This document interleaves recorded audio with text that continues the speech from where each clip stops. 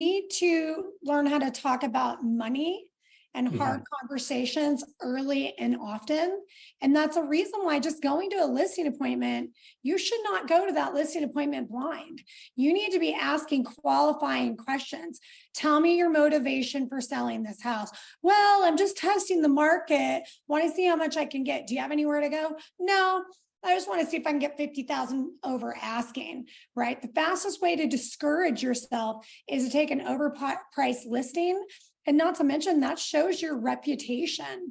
So before you go out on a listing, you guys better be texting me and saying, Tanya, I'm going out on a listing. I need help. And I will send you some videos on how to talk about price reductions and price repositioning strategies before it actually goes on the market. And you're going to let them know, okay, you know what? The market is going to tell us what's happening, right? The market will tell us where we need to be. But in 7 to 10 days, you're going to hear from me and we will talk about, if your property is not under contract, what we need to do to reposition your property to get it sold as quick as possible. So a lot of you are going out and getting listings, but you're not having the courage to ask the money questions.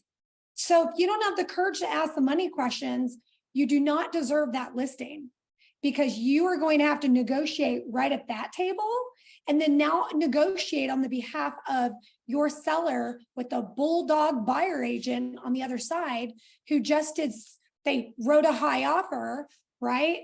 But then they had their client come in and ask for $25,000 in repairs. Just like Gary was saying, until it says we're giving you the keys, the title's been transferred, that is not a closed deal. Don't celebrate until you need to celebrate.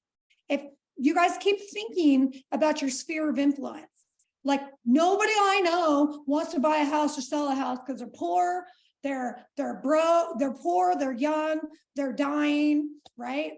But the question is, it's the 6 degrees of separation, right? So you hand them their card and you're going to go, you know what, Teresa, I know you know that I'm a realtor. If you knew of someone buying or selling a house, do you have a realtor that you would refer them to, right? So you're instantly not asking them for the business. It's like a passive thing, right? And I'll tell people, when you hand out your business cards at Starbucks or everywhere, you can make it a joke.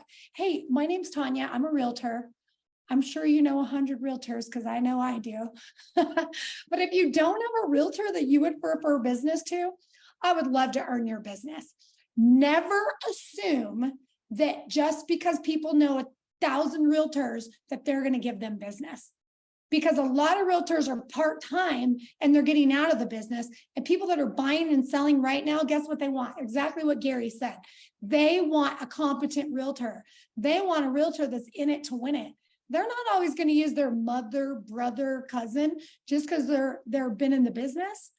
People aren't in the business to do people favors right now. They're in the business to win an offer, right? To win the house. So if they know that you have the confidence to go up to them and say that, guess what? You just planted a seed.